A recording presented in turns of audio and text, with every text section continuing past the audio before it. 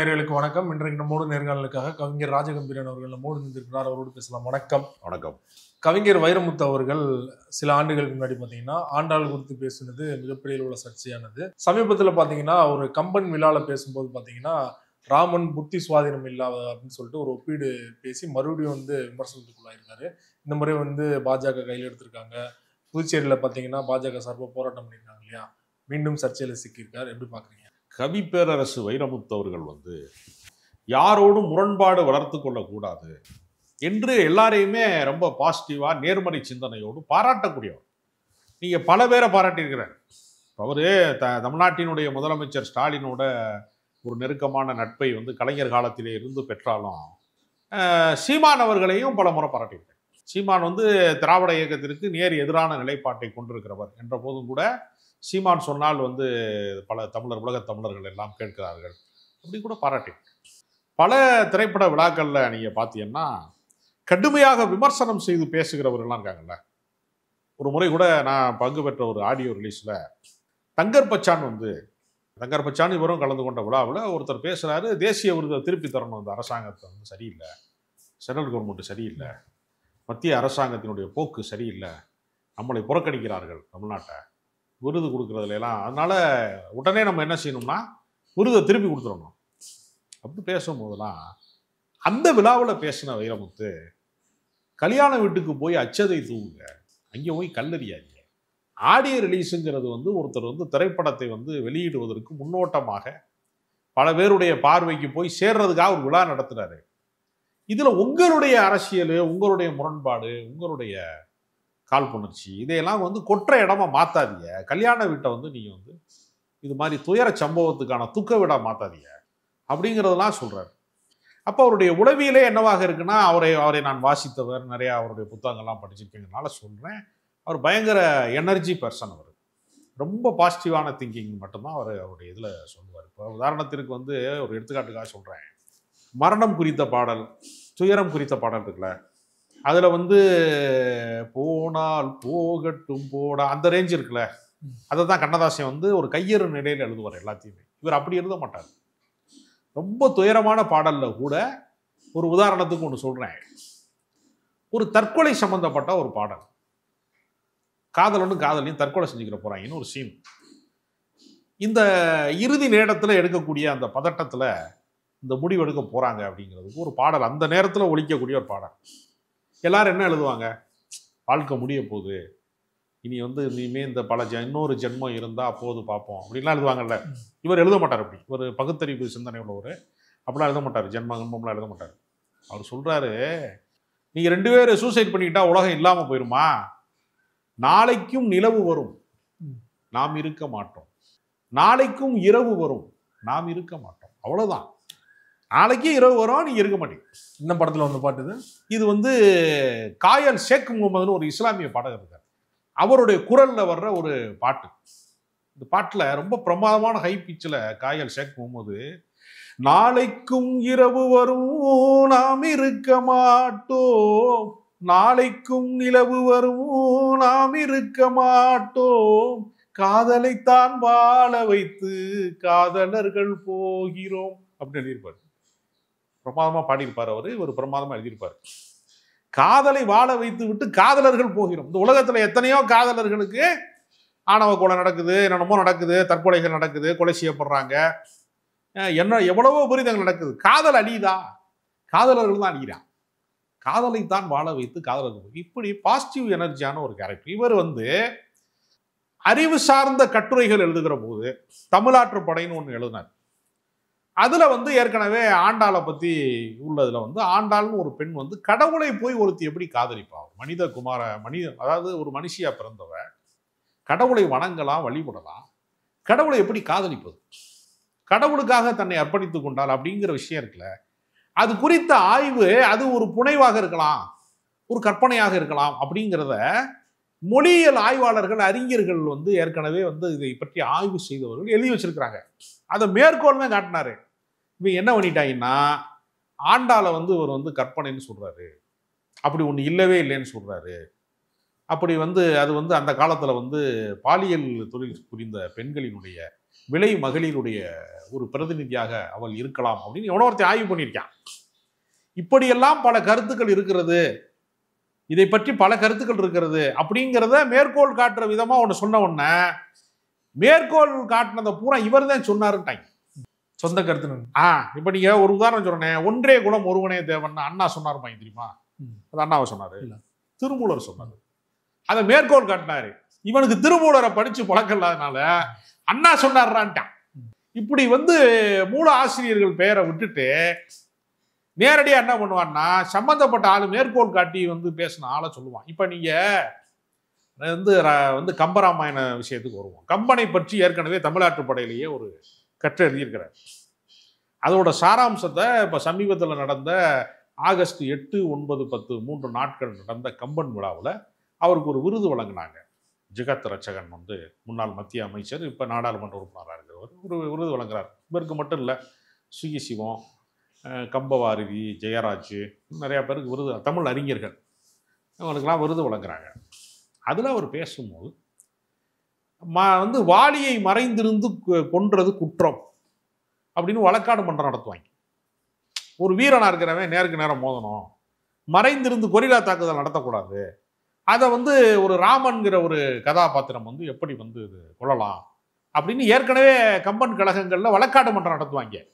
வாலியை மறைந்திருந்து கொன்றது குற்றமே அப்படின்னு ஒரு புலவரும், குற்றம் அல்ல அப்படின்னு இன்னொரு தமிழாசிரியரோ புலவரோ ஒருத்தரும் 2 பேர் விவாதம் செய்வாங்க. அப்ப ராமன் குற்றவாளியே அப்படின்னு பேசுவாங்க. இது வழக்கமாகவே செய்யறது. இப்ப அதே விழாவிலேயே வழக்கறிஞர் சுமதினு ஒருத்தங்க பேசினாங்க.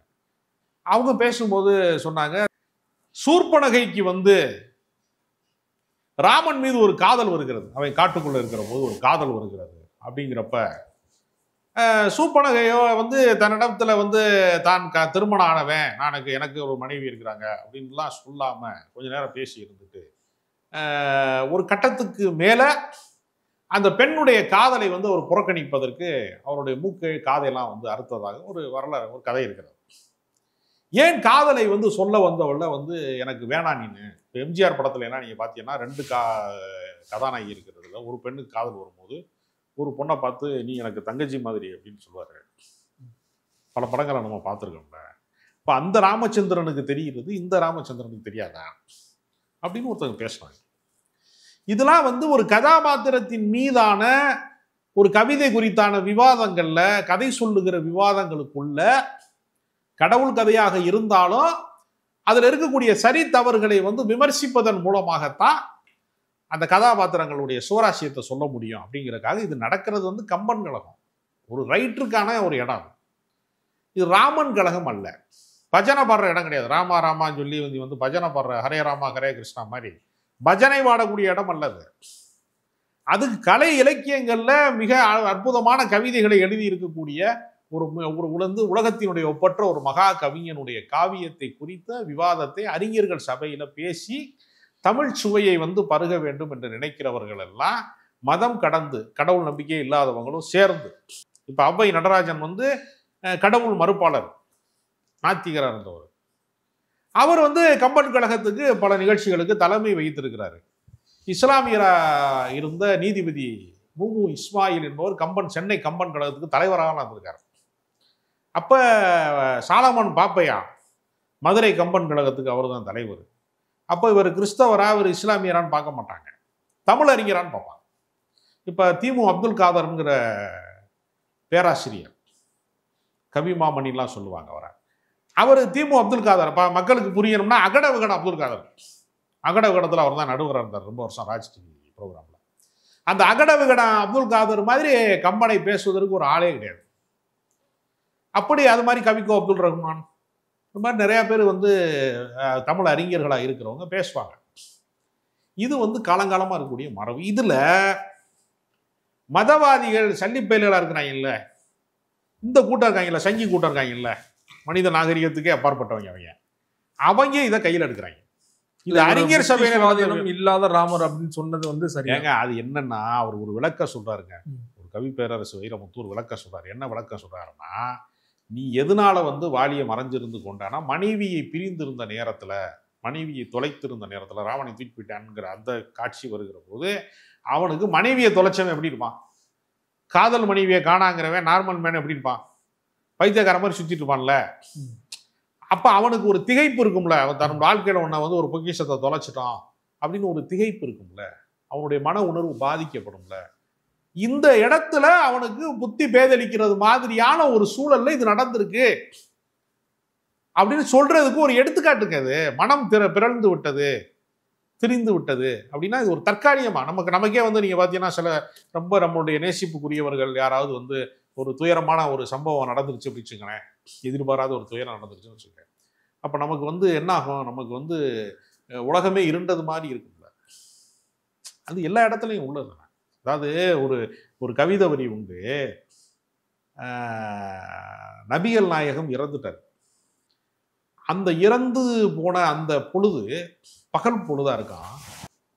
அது அவருடைய மகளாக இருக்கக்கூடிய கதீஜா நாச்சியார் என்று சொல்றவங்களுக்கு எப்படி துக்கமா இருந்துச்சுன்னா, அந்த துயரம் எப்படிப்பட்டதா இருந்துச்சுன்னா, கவிக்கு அப்துல் ரஹ்மான் சொல்றாரு எப்படிப்பட்டதுன்னா, என் துக்கத்தை தூக்கி இந்த பகலின் மீது போட்டேன், என் மொத்த கவலையும் என் துக்கத்தை தூக்கி இந்த பகலின் மீது போட்டேன், அது இரவாகி விட்டது.